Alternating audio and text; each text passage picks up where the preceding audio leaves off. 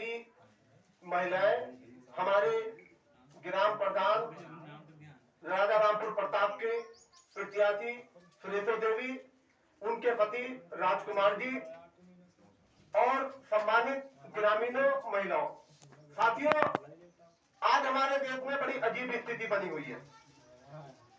हमारे देश की जो सरकार है वो दलितों, पिछड़ों, अर्थतंत्र को, कमजोर वर्ग को, उसकी आवाज को बिल्कुल दबा देना चाहती है, उनके अधिकार को छीन लेना चाहती है।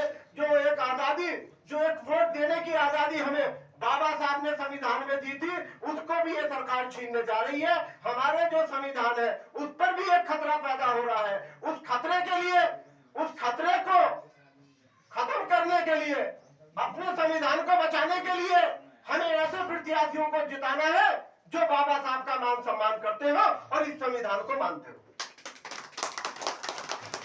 जब हम अपने संविधान को बचाएंगे तो अपने अधिकार को बचाएंगे, अपनी आजादी को बचाएंगे और उस प्रत्याशी को जिताएंगे जो वास्तव में हमारे समाज का जो उत्थान कर सके, हमारे समाज के लिए हमें आगे बढ़ा सके, हमारी समस्याओं के लिए लड़ सके। और ऐसी प्रत्याशी आपके बीच में आपकी सुरेश्वर देवी है, उनके पति राजकुमार जी हैं, जो आपके गांव का विकास करेंगे, आपकी समस्याओं में आपके साथ रहेंगे। हमारे बीच में जिला पंचायत के लिए हमारी संतोष देवी पत्नी जोगेंद्र भारती आपके बीच आई है।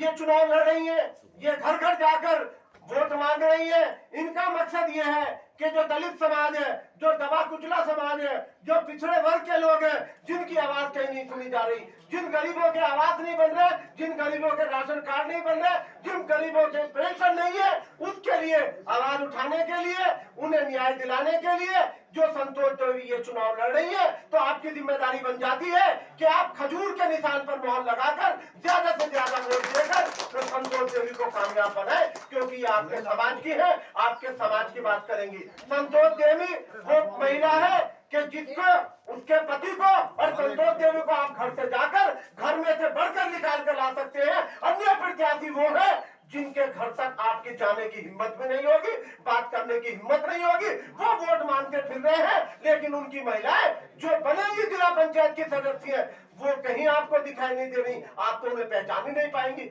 लेकिन आप संतोष देवी आपके सामने है, उन्हें आप पहचानेंगी। तो हम बताना चाहते हैं कि आज जो हमारे देश में हालात है, जो महिलाओं के साथ जो हो रहा है, महिलाओं के साथ कितनी घटनाएं हो रही हैं, महिलाओं के साथ बलात्कार हो रहे हैं। आपको पता है कि दलित की बेटी के साथ बलात्कार हुआ और रात को 2 बजे इसी योगी सरकार ने उसे फुकवा दिया था।